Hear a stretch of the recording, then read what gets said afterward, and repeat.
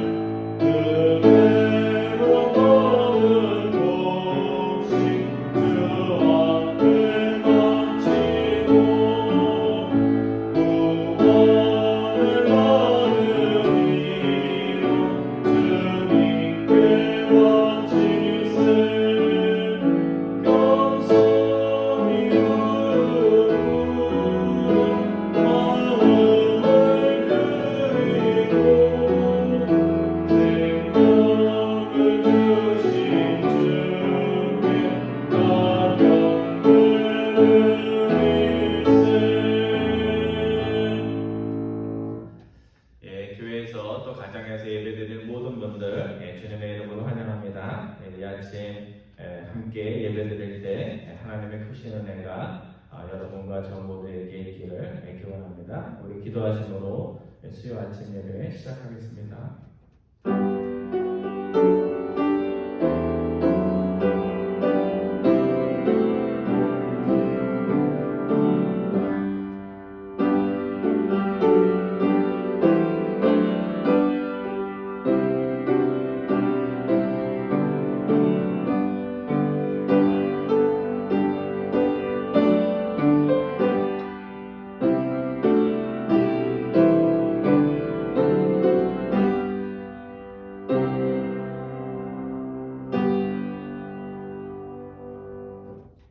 여호와께서 사무엘에게 이르시되 그의 용모와 키를 보지 말라. 내가 이미 그를 보렸노라. 내가 보는 것은 사람과 같지 아니하니 사람은 외모를 보거니와 나 여호와는 중심을 보느니라 하시더라. 참 아름다움이 무엇인지 알게 하시고 그것을 보며 살아갈 수 있도록 하나님의 자녀로 불러주신 하나님 아버지, 감사의 계절 11월을 맞으며 아름다운 자연 가운데 또 좋은 날씨 가운데 또 주님의 전에서 가정에서 귀한 예배로 하나님을 찬양할 수 있도록 인도하여 주시니 감사를 드립니다.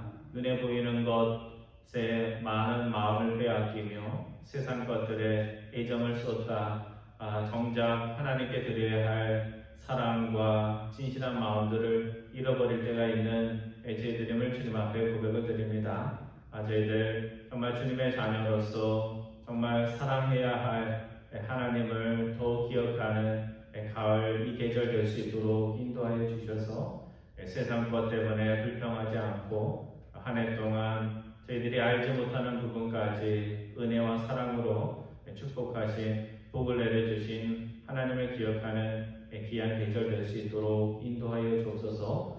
이 시간 하나님의 백성들이 찬양으로 기쁨으로 주님을 찬양합니다. 저희들의 입술을 통하여 하나님을 찬양할 때 하나님의 은혜가 충만한 귀한 예배 시간 될 수 있도록 인도하여 주옵소서. 감사드리오며 우리 주 예수 그리스도의 이름으로 기도드리옵나이다. 아멘. 우리 다 같이 일어나셔서 우리 찬양하겠습니다. 찬송가 334장, 찬송가 334장입니다. 위대하신 주를.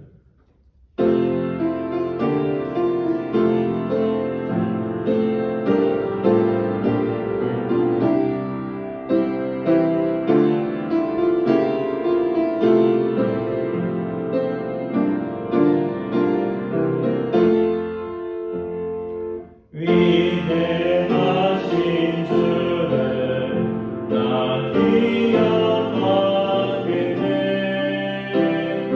언약하신 대로 날 인도하시네. 저 남미와 같은 은혜를 내려주시니 크신 주의 사랑 날 구속하셨네. 영광스러운 주를 나 기억하면서 아픔 바라보며 나 달려가리라. 주 우리와 함께하며 늘 동행하시니 성령의 능력으로 섬기게 하소서. 교회 어린 대신 주 기억하면서 힘과 무리 모두 나 주께 바치네. 참 충성된 종이 되어 그 길을 가면서 주 다시 올 때까지 교회를 섬기리. 이 시간 우리 교동문 함께 교독합니다. 찬송가 뒤에 나오는 교동문 81번입니다. 아니 81번이 아니고 잠깐만요. 교동문 53번입니다. 제가 한번 바꿔서 그런데요. 53번 교동문 53번 시편 121편입니다. 함께 교독합니다. 내가 산을 향하여 눈을 들리라. 나의 도움이 어디서 올까? 나의 도움 천천히를 지으시오가 되시오다. 여호와께서 너를 실족하지 아니하게 하시며 너를 지키시는 이가 졸지 아니하시는도다. 이스라엘을 지키시는 이는 줄도 아니하시고 주무시지도 아니하시리로다. 여호와는 너를 지키시는 이시라. 여호와께서 내 오른쪽에서 내 그늘이 되시나니 낮에 해가 너를 스나게 하지 아니하며 밤에 달도 너를 해치지 아니하리로다. 여호와께서 너를 지켜 모든 환난을 면하게 하시며 또 내 영혼을 지키시리로다. 여호와께서 너의 출입을 지금부터 영원까지 지키시리로다. 아멘. 자리에 앉아주시기 바랍니다. 이제 우리 세 가지 같은 기도 제목 놓고 함께 기도하기 원합니다. 올 2020년도 참 힘든 일들 여러분께 많았을 텐데 그 가운데서도 또 하나님께서 베푸신 은혜와 사랑이 있습니다. 이 시간 우리 2020년 한 해를 돌아보면서 어려운 가운데서도 은혜로 함께해 주신 하나님께 감사하는 기도를 드릴 수 있기를 바랍니다. 우리 다음 주는 우리 교회력으로 이제 새해가 시작이 되는 건데요. 대강절이 시작이 됩니다. 부족한 거 많지만 무엇보다 하나님께 소망을 두며 하나님의 약속의 말씀이 이루어지기를 확신하며 살아가는 하나님의 백성들 될 수 있도록 인도하여 주옵소서 기도하기 원합니다. 세 번째는 우리 코로나19가 지속된다면 지금도 힘든데 너무나 힘든 이웃들 또 교회 공동체 목회자 교우들 많습니다. 코로나19를 극복하기 위한 여러 사람들의 노력들이 있는데요. 인류가 지금까지 어려운 가운데서도 하나님이 주신 지혜로 잘 극복했습니다. 이 노력들이 아름다운 열매 맺혀서 일상의 삶, 가정, 교회 모든 것들이 코로나19 이전보다 더 풍성하고 또 건강할 수 있도록 기도해 주시기 바랍니다. 우리 세 가지 기도 제목 놓고 함께 기도하겠습니다. 사랑의 하나님 감사드립니다. 항상 연약한 가운데서도 하나님께서 저희와 함께해 주셔서 2020년도 저희들이 처음 시작할 때 코로나로 인하여 불안함과 염려와 많은 것 가운데서도 주님께서 저희들의 마음을 지켜주셔서 또 소수의 인원이 교회를 지키고 또 가정에서 함께 예배드리며 하나님의 주의 말씀을 잊지 않고 지킬 수 있도록 인도해 주시길 감사드립니다. 많은 사업자들의 어려움들이 있고 힘든 가운데서도 용기 잃지 않고 일할 수 있도록 인도해 주시고 교회도 많은 장애와 어려움 속에서도 저희들이 큰 소리로 기도하지 않지만 작은 목소리로 기도하며 또 최소한의 예배에 교인들 통하여 하나님께 나아갈 수 있도록 인도해 주심을 감사드립니다. 저희들이 지금까지 누렸던 많은 것들이 그저 주어진 것이 아니라 참으로 귀한 것임을 다시 한번 깨닫습니다.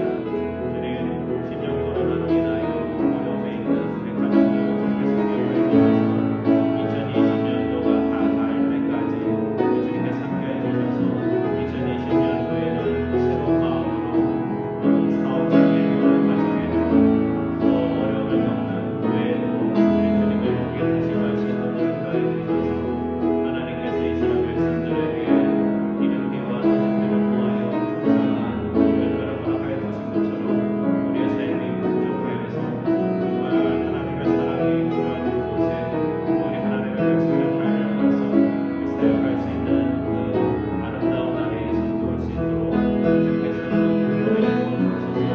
특별히 내 다음 주는 개발교회 수업이 됩니다. 세상의 것들로 인하여 실망하고 또 그런 것들이 없어서 의지할 것 없는 하나님의 백성들 주님이 오기 전 이스라엘 백성들처럼 오직 하나님을 실망하는 자들에게 그 마음에 주님이 오시는 귀한 저녁이 될 수 있도록 인도하여 주셔서 세상의 멋대 의지와 마음을 내려놓고 오직 주님을 바라보며 다시 오신 주님을 기억하는 귀한 대감자의 저녁이 될 수 있도록 인도하여 주옵소서.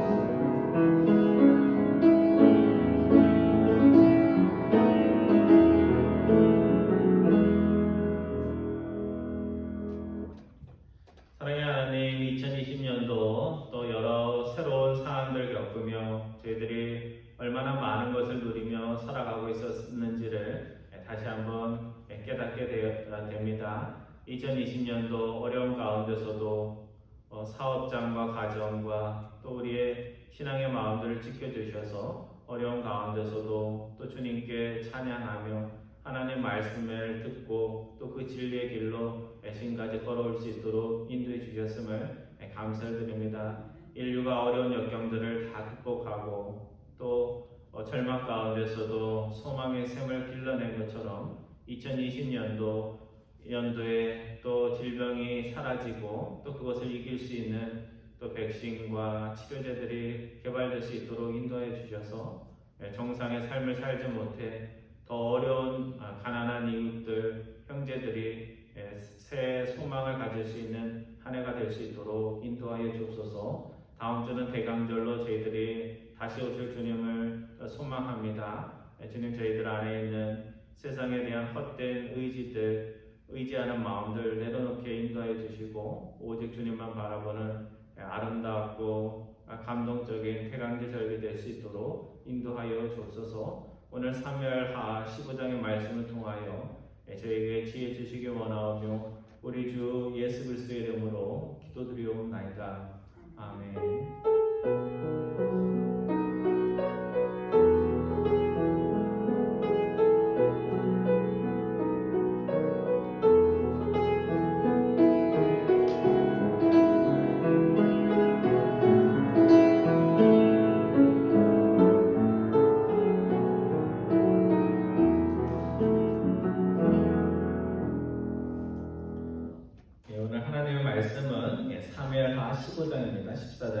아니고 15장입니다. 15장 1절부터 26절까지 본문이 좀 긴데요.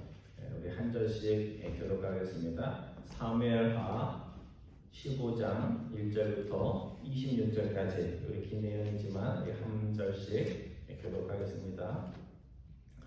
후에 압살롬이 자기를 위하여 병거와 말들을 준비하고 호위병 50명을 그 앞에 세우니라. 압살롬이 일찍 일어나 성문 길 곁에 서서 어떤 사람이든지 송사가 있어 왕에게 재판을 청하러 올 때에 그 사람을 불러 이르되 너는 어느 성 사람이냐 하니 그 사람의 대답이 종은 이스라엘 남은 자의 스타였나이다 하면 압살롬이 그에게 이르기를 보라 내일이 옳고 바르다마는 내 송사를 들을 사람을 왕께서 세우지 아니하셨다 하고 또 압살롬이 이르기를 내가 이 땅에서 재판관이 되고 누구든지 송사나 재판할 일이 있어 내게로 오는 자에게 내게 정의 베풀기를 원하노라 하고 사람이 가까이 와서 그에게 절하려 하면 압살롬이 손을 펴서 그 사람을 붙들고 그에게 입을 맞추니 이스라엘 무리 중에 왕께 재판을 청하러 오는 자들마다 압살롬의 행함이 이와 같아서 이스라엘 사람들의 마음을 압살롬이 훔치니라. 4년 만에 압살롬이 왕께 아뢰되 내가 여호와께 소원한 것이 있사오니 청하던대 내가 헤브론에 가서 그 서원을 이루게 하소서.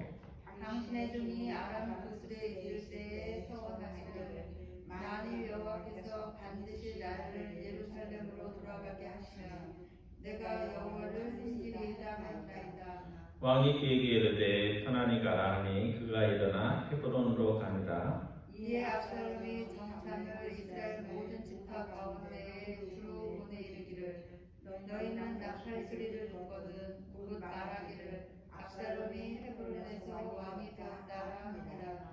그때 청함을 받은 200명이 압살롬과 함께 예루살렘에서부터 헤브론으로 내려갔으니 그들은 압살롬이 꾸민 그 모든 일을 알지 못하고 그저 따라가기만 한 사람들이라. 제사 드릴 때에 압살롬이 사람을 보내 다윗의 모사 길로 사람 아히브레를 그의 성 길로에서 청하러 온지라. 반역하는 일이 커가매 압살롬에게 돌아오는 백성이 많아지니라. 전령이 다윗에게 와서 말하되 이스라엘의 인심이 다 압살롬에게 돌아갔나이다 한지라. 다윗이 예루살렘에 함께있는 그의 모든 신하들에게 이르되 일어나 도망하자. 그렇지 아니하면 우리 중 한 사람도 압살롬에게서 피하지 못하리라. 빨리 가자. 두렵건대 그가 우리를 급히 따라와 우리를 해하고 칼날로 성읍을 칠까하더라. 왕의 신하들이 왕께 이르되 우리 주 왕께서 하고자 하시는 대로 우리가 행하리다. 부서서 당신의 종들이다 하더라. 왕이 나아갈 때에 그의 가족을 다 따르게 하고 후 10명을 왕에 남겨두어 왕궁을 지키게 하니라. 왕이 나가매 모든 백성이 다 따라서 벨메르하게 이르러 멈추어서니 그의 모든 신하들이 그의 곁으로 지나가고 모든 블레셋 사람과 모든 블레셋 사람과 및 왕을 따라 가드에서 온 모든 가드 사람 600명 왕 앞으로 행진하니라. 그때 왕이 가드 사람 이때에게 이르되 어찌하여 너도 우리와 함께 가느냐 너는 쫓겨난 나그네이니 돌아가서 왕과 함께 내 곳에 있으라. 너는 어제 왔고 나는 정처 없이 가니 오늘 어찌 너를 우리와 함께 떠돌아다니게 하리요. 너도 돌아가고 내 동포들도 데려가라. 은혜와 진리가 너와 함께 있기를 원하노라 하니라. 이때가 왕께 대답하여 이르되 여호와의 살아계심과 내 주 왕의 살아계심으로 맹세하옵나니 진실로 내 주 왕께서 어느 곳에 계시든지 사나 죽으나 중도 그곳에 있겠나이다 하니 다윗이 이때에게 이르되 앞서 건너가라 하매 가드 사람 이때와 그의 수행자들과 그와 함께한 아이들이 다 건너가고 온 땅 사람이 큰 소리로 울며 모든 백성이 앞서 건너가매 왕도 기드론 시내를 건너가니 건너간 모든 백성이 강약길로 향하니라. 보라 사독과 그와 함께한 모든 레위 사람도 자가 하나님의 길을 내려놓고 아비아들도 올라와서 모든 백성이 성에서 나오기를 기다리로다. 왕이 사독에게 이르되 보라 하나님의 길을 성읍으로 도로 메어가라. 만일 내가 여호와 앞에서 은혜를 입으면 도로 나를 인도하사 내게 그 기회와 그 계신 데를 보이시리라. 그러나 그가 이와 같이 말씀하시기를 내가 너를 기뻐하지 아니한다 하시면 종이 여기 있사오니 선이 여기시는 대로 내게 행하시옵소서 하리라. 아멘. 예전에 우리 중고등부 수련회 갈 때 통독하는 것처럼 본문이 기네요. 그래서 통독을 처음에 하면요 굉장히 힘이 드는데 자꾸 하다 보면 이게 성경 소리가 입에서 나오고 귀에서 들리고 그래가지고 통독이 의외로 이렇게 굉장히 단조로운 것 같은데도 은혜가 됩니다.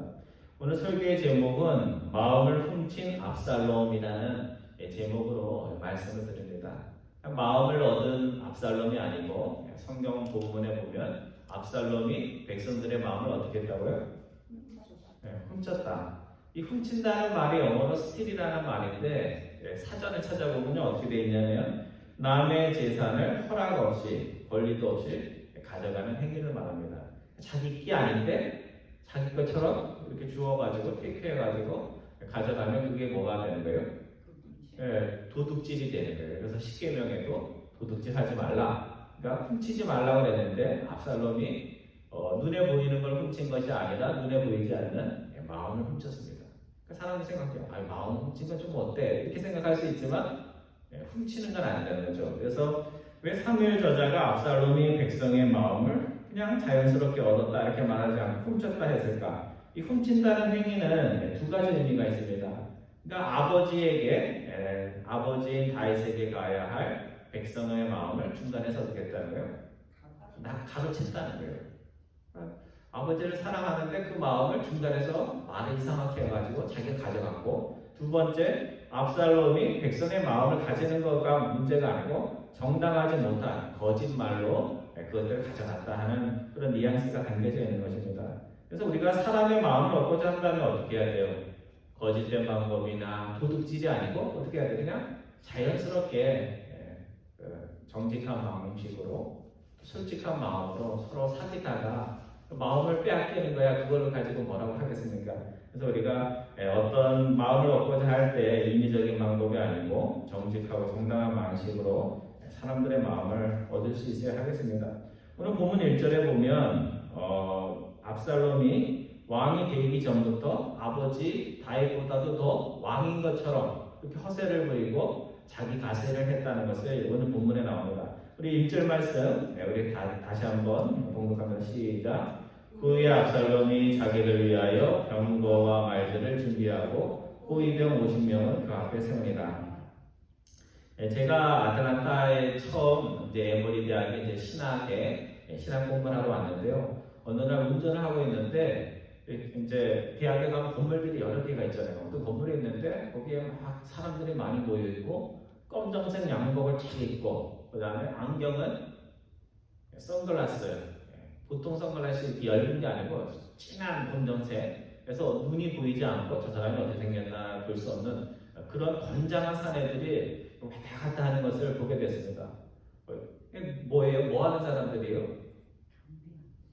예? 경호원들이죠. 경호원들. 그러니까 미국 말로 바디가드.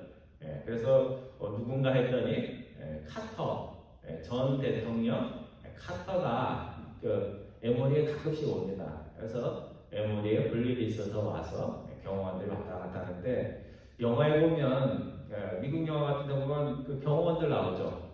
근데 정말로 그렇게 입어서 양복 쫙 검정, 그냥 곤색도 아니고 검정색, 그리고 선글라스도 검정 해갖고 키는 또 얼마나 이렇게 날씬하면 큰지 모릅니다. 그래서 이거 보면서 야, 대통령보다도 경호원들이 더 멋있더라고요. 그래서 경호원들이 10명도 채 안 되는데도 10명이 왔다 갔다 하니까 그 근처에 가면은 혼나겠더라고요. 그래서 그런 마음이 들었습니다. 근데 오늘 본문에 보면 압살롬이 스스로를 위해서 바디가드를 몇 명을 채용하고 앞세웠다고요? 50명.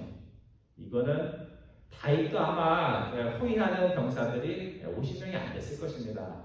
그러니까 이 지금 압살롬이 벌써 왕이 되기도 전에 자신이 대단한 사람이라는 걸 가시하고 싶어서 이렇게 한 것입니다.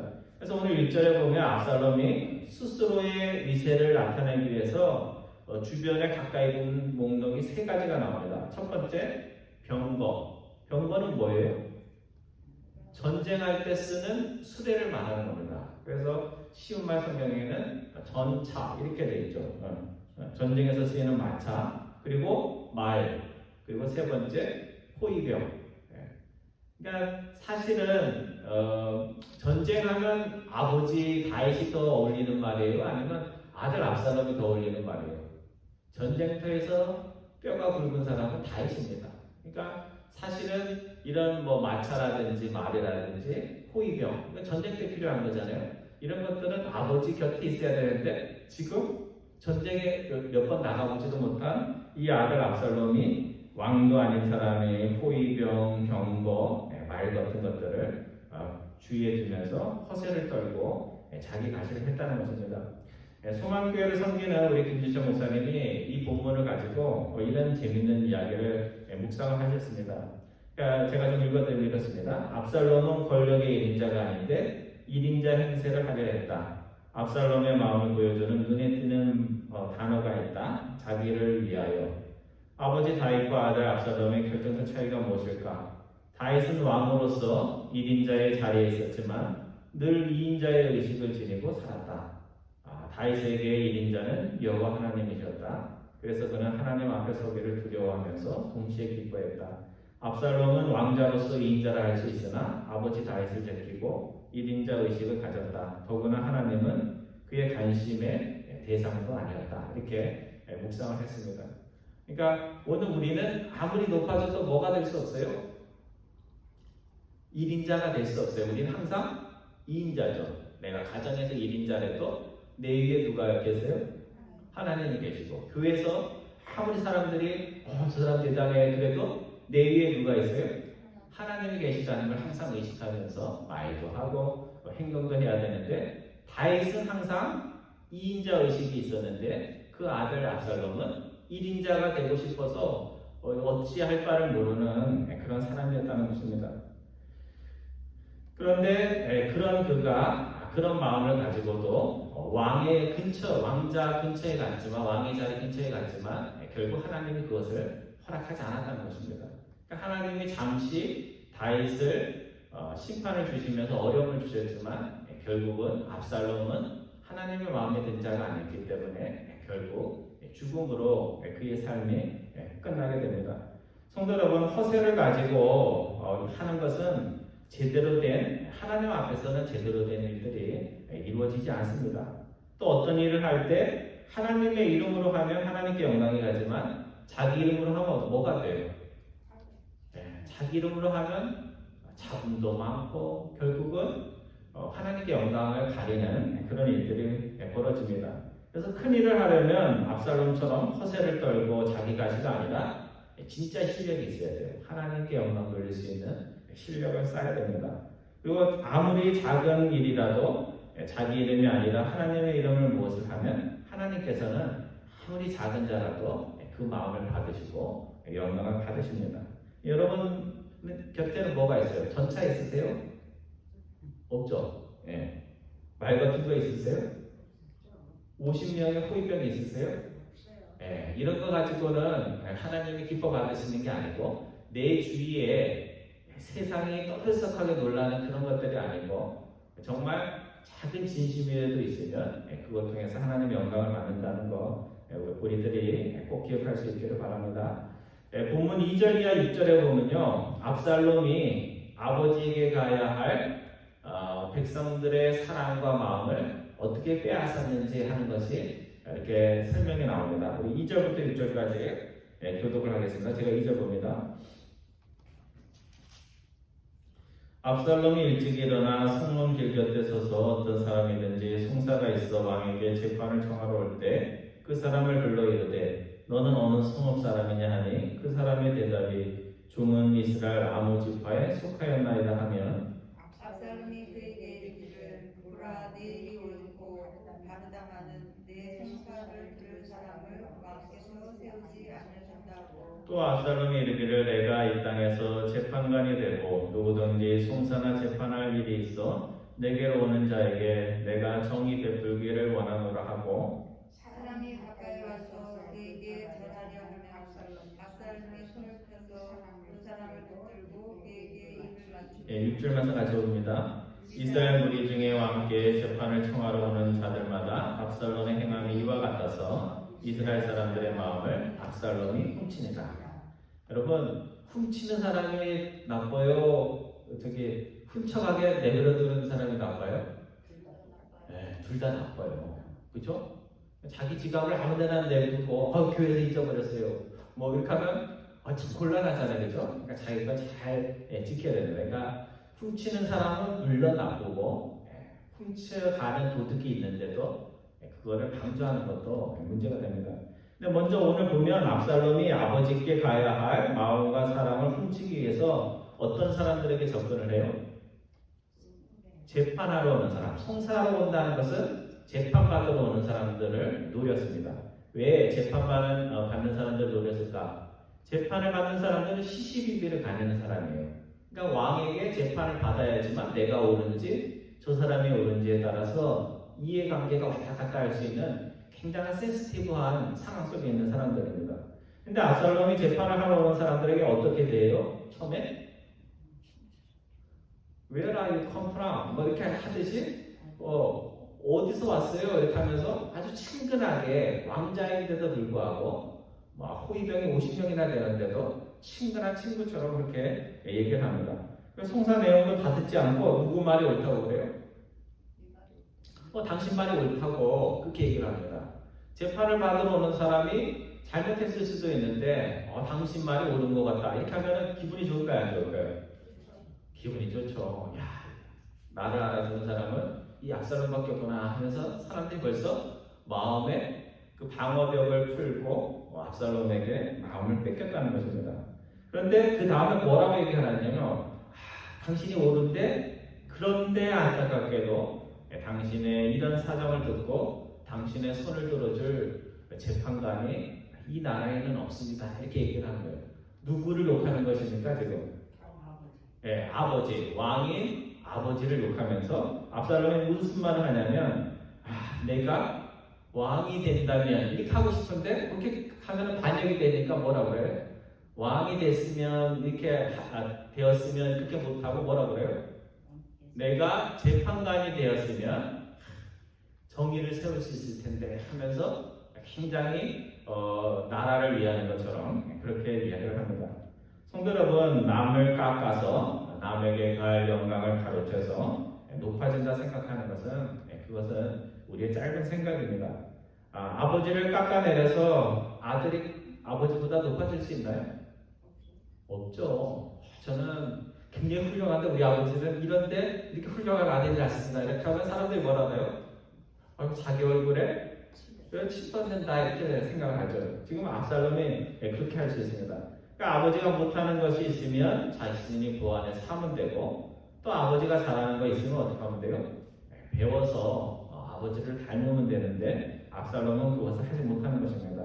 근데 거짓말로 압살롬이 결국 백성들의 마음을 사로잡았지만 이런 것들은 오래 가지 않는다는 건 오늘 본문을 통해서 말씀해 주고 있습니다. 오늘 본문 7절부터 12절까지 보면 본문을 읽지는 않는데요. 압살롬이 만 4년이 흐른 후에 아버지를 찾아가서 뭘 하겠다고 그래요? 헤브론이라는 도시, 다윗도 왕이 된 도시예요.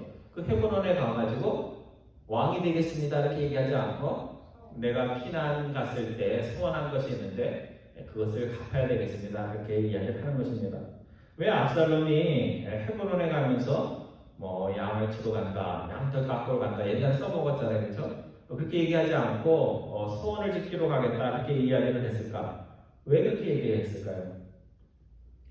다윗은 하나님을 경외하는 사람입니다. 하나님을 경외하는 사람 뭘 지켜야 돼요? 하나님께 약속한 소원을 지켜야 됩니다. 그러니까 아들이 소원을 지키겠다고 그러면 아버지가 어떻게 해야 돼요? 저 녀석이 또 무슨 꿍꿍이로 저러지? 그런 마음이 들어도 어떻게 해야 돼요? 아들을 보내줄 수밖에 없는 그것을 그 아들이 알고 그 마음을 이용한 것입니다.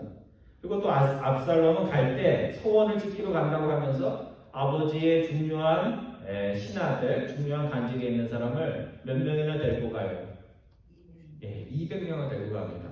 요즘도 그 가버먼트에서 일하는 중요한 인물 200명 데리고 가면, 미국에 200명 중요한 사람들 데리고 가면 중요한 사람들 다 데리고 가는 거죠. 그렇죠? 한국에서 생각해 보세요. 장관들 몇 명이나 되겠어요? 20명 정도 되나요?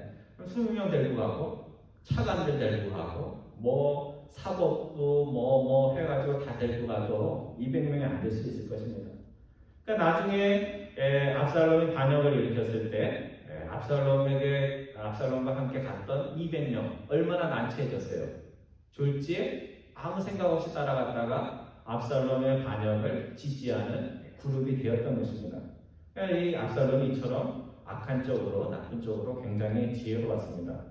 성도들은 왜 이토록 4년이나 준비한 반역, 아버지의 사람 200명을 인질로 삼고 시작한 반역이 7일 천하처럼 오래가지 못했을까?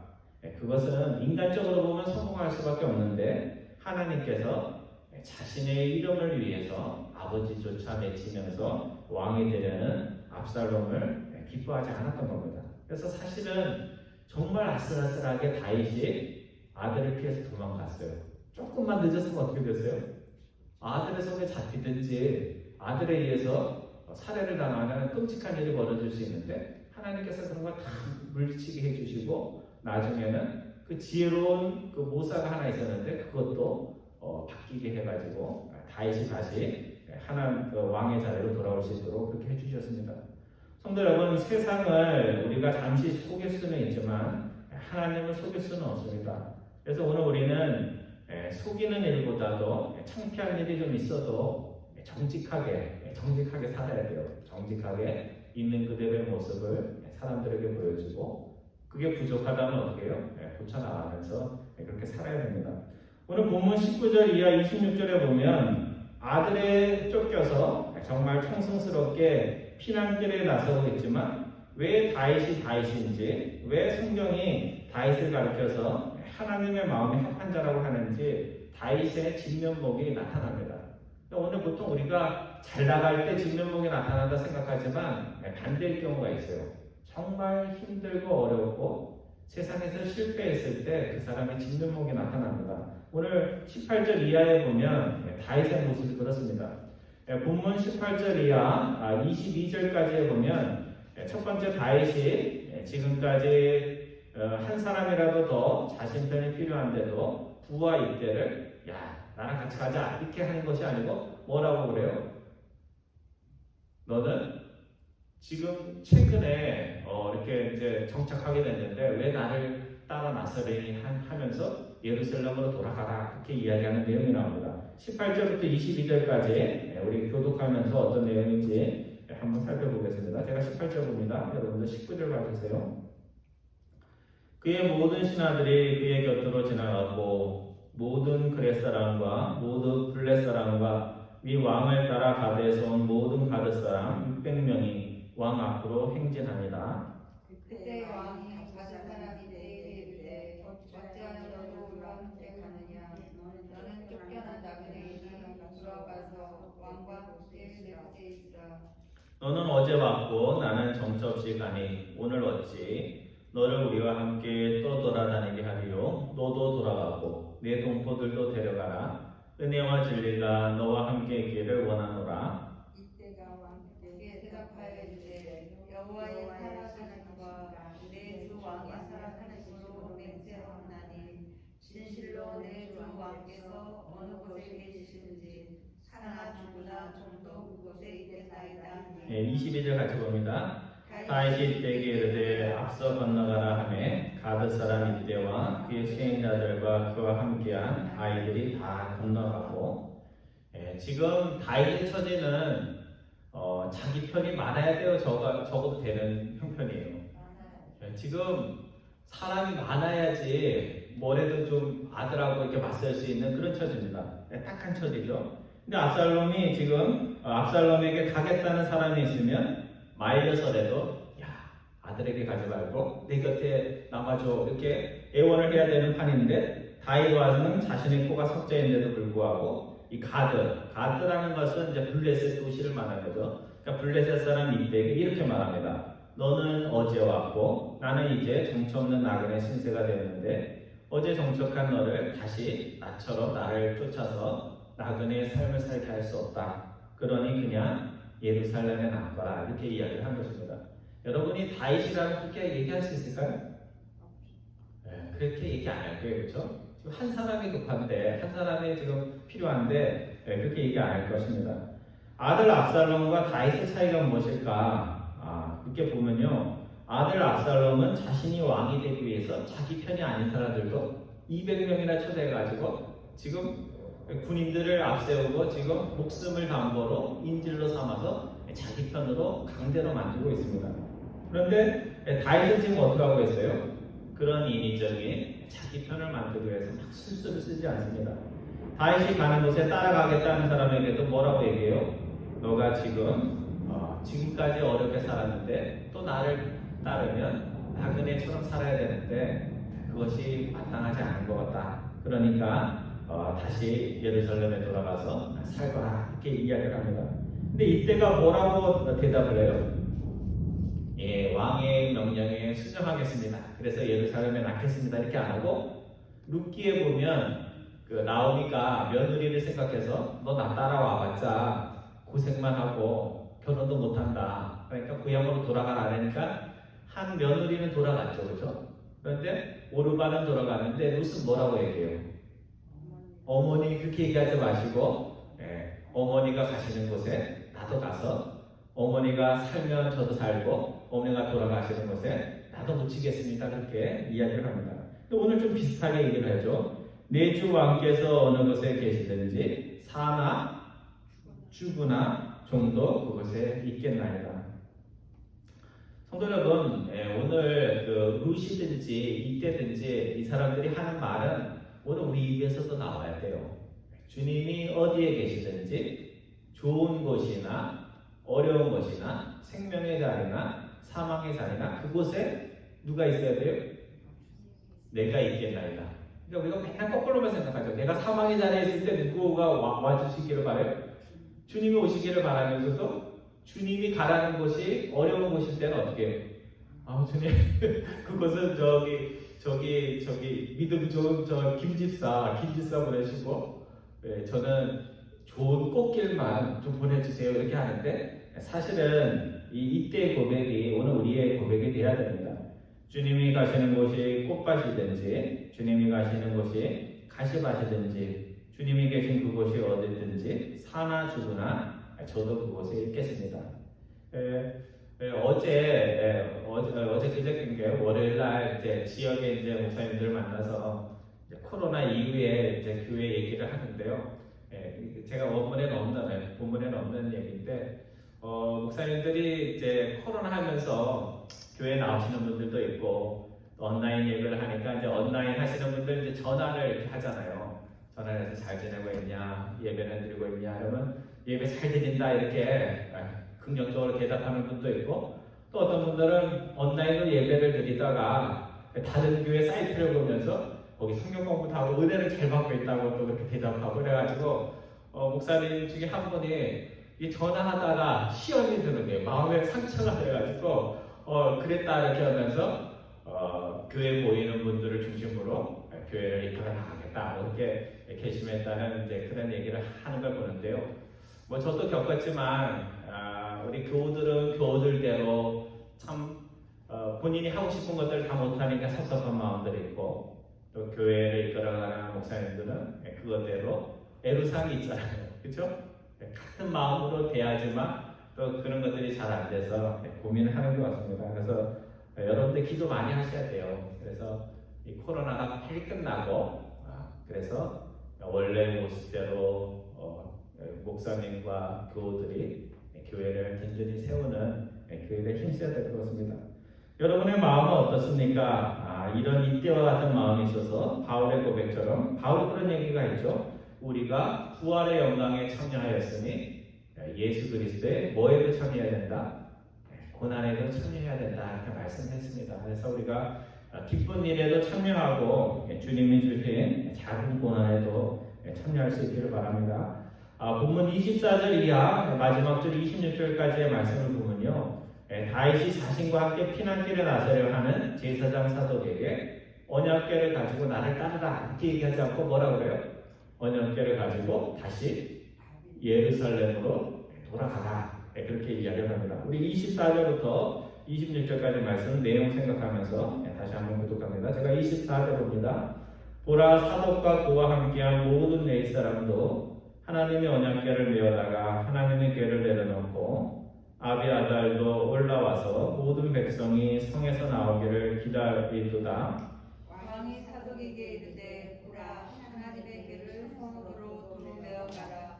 만일 내가 여호와 앞에서 은혜를 입으면 도로 나를 인도하사 내게 그 궤와 그 계시들을 보이시리라. 26절 말씀 같이 봅니다. 그러나 그가 이와 같이 말씀하시기를 내가 너를 기뻐하지 아니한다 하시면 종이 여기 있사오니 선이 여기시는 대로 내게 행하시옵소서 하리라. 다윗의 신앙이 어떤 모습인지가 잘 나와 있죠, 그렇죠? 보통 신앙의 초기 단계는 뭐냐면요, 하나님이 내 마음대로 뭔가를 해줘야지 하나님 좋으신 분이야 이렇게 얘기하죠. 어린아이랑 똑같아요. 그러니까 내가 빵을 원하는데 빵을 안 주고 국수를 주면 왜 달라는 빵을 안 주시고 국수를 주세요 하면서 화를 내죠. 근데 신앙이 깊어지면 깊어질수록 어떻게 해요? 하나님이 주시는 대로 국수면 국수, 빵이면 빵이면 기쁘게 먹겠다고 그렇게 얘기를 합니다. 엘리 제사장 시절에 이스라엘 백성들은요, 하나님을 신실하게 섬기지도 않았습니다. 그런데도 전쟁이 나가지고 어려움이 있으니까 언약궤를 가지고 전쟁터에 갔다가 어떻게 됐어요? 하나님이 역사를 안 하는 거예요. 부적처럼 생각해서 갖고 가는데 전쟁에 져서 언약궤를 뺏겼습니다. 그러니까 사람들 마음속에 하나님이 원하는 그 뜻대로 살지는 않고 그냥 교회에 나오는 것이 신앙이 어떤 내가 하는 선행들이 부적처럼 자신을 지켜줄 것이라고 생각하는데 이 생각들이 여지없이 깨어진 것입니다. 그런데 다윗은 그런 유혹을 받을 수 있는 상황에서도 지금 사람도 필요하고 또 뭐도 필요해요. 부적도 필요하잖아요. 부적 같은 거. 하나님이 나와 함께 하신다는 어떤 표시가 필요한데 그런데도 불구하고 언약궤를 가져가는 것을 거절을 한다는 것입니다. 나 살자고 내가 진짜 왕이라는 것 내세우기 위해서 하나님의 소중한 언약궤를 사사롭게 사용해야겠다는 그런 생각을 포기한 것입니다. 그러면서 사독에게 뭐라고 말하냐면 하나님의 아들의 쫓겨 피난길을 떠나는 나를 긍휼히 여기신다면 다시 내가 예루살렘으로 돌아올 것이요 하나님이 나를 기뻐하지 않으시고 심판하시는 걸로 끝내신다면 그렇게 된다고 하더라도 나는 하나님의 뜻을 겸손히 받겠다 그렇게 대답을 합니다. 성도 여러분, 세상은 방법이 어떻게 되든지 이기는 사람이 되고 싶어요. 그래서 지면 루저라고 그러고 이기는 사람은 뭐 나쁜 엄청난 짓을 해도 막 이겼다고 하면서 부러워하고 승리한 사람에게 열광을 합니다. 우리가 대통령 선거를 했지만 누가 대통령이 됐느냐가 세상에는 관심사잖아요, 그렇죠? 어떻게 대통령이 됐느냐, 뭐 그 방법을 가지고 제가 말하는 게 아니고 대통령이 된 사람한테 열광하지 어떤 식으로 대통령이 되고 어떤 마음으로 대통령이 됐는지에는 관심이 없습니다. 근데 성경은 다윗처럼 지금 피난을 가야 하는 난처한 처지에 있어서도 이웃의 처지를 배려하고 하나님의 뜻을 살피면서 내가 원하는 대로가 아니라 하나님의 뜻대로 되기를 원합니다 이렇게 고백하는 다윗을 계속해서 그려주고 있어요. 그래서 압살롬의 모습을 보면 누구의 모습이 떠올라요? 여러분, 다윗하고 항상 컨트레스트, 대조되는 사람이 누구예요? 사울이죠. 사울이에요, 사울.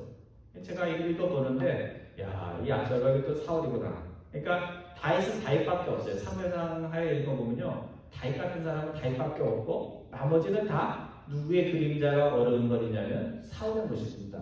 왜 그러냐면 다윗은 하나님을 위해서 살았고 나머지 사람들은 다 뭐예요?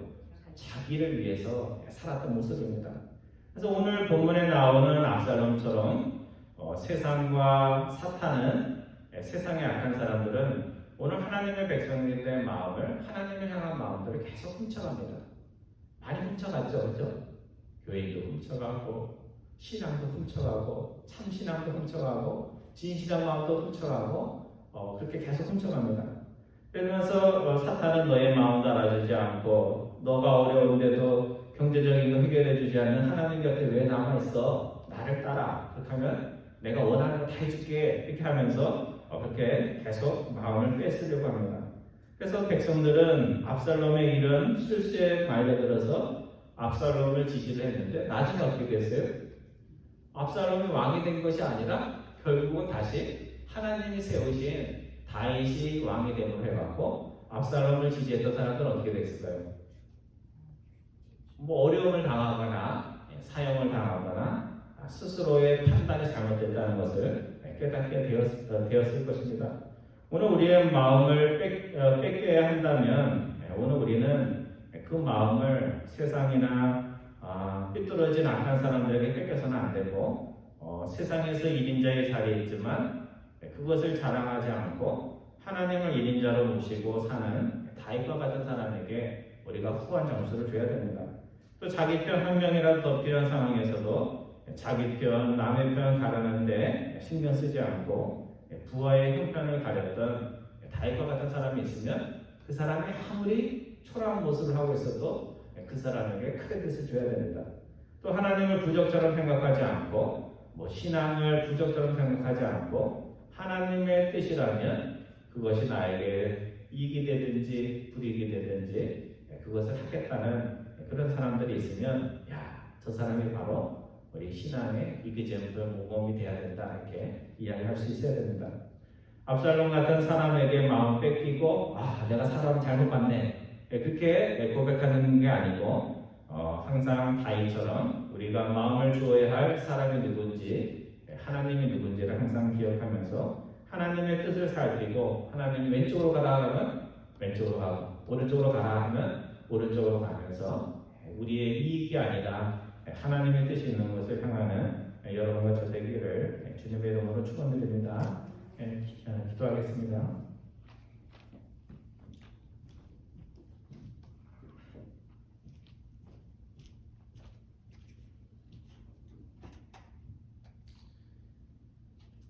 사무엘하 15장의 말씀을 통하여 압살롬과 다윗의 길을 저에게 알려주신 하나님 아버지, 저희들은 사람의 마음을 빼앗는데 마음을 쓰면서도 정작 우리의 마음이 하나님께 붙잡혀 있어야 한다는 것을 잊고 살아갈 때가 많음을 주님 앞에 고백을 드립니다.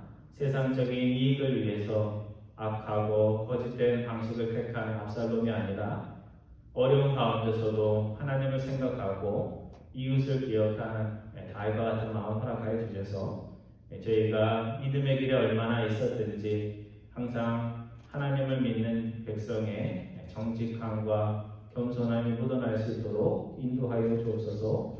감사드리오며 우리 주 예수 그리스도의 이름으로 기도드리옵나이다. 아멘. 우리 다 같이 일어나셔서 우리 마지막 찬양 부르겠습니다. 308장 우리의 삶을 인도해 주신 하나님을 기억하면서 찬양합니다. 308장 새 찬양에만 나옵니다. 내 평생 살아온 길.